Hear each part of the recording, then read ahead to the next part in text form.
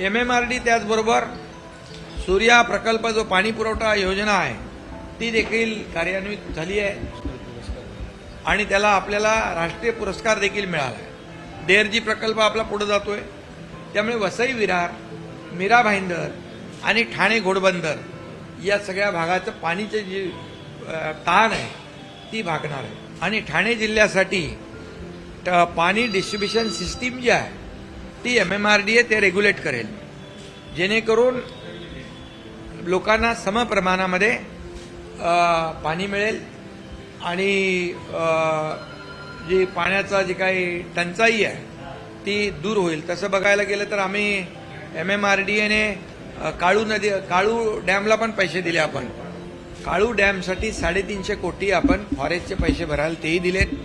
पोशीरसाठी देखील आपण MMRDA मदत करते।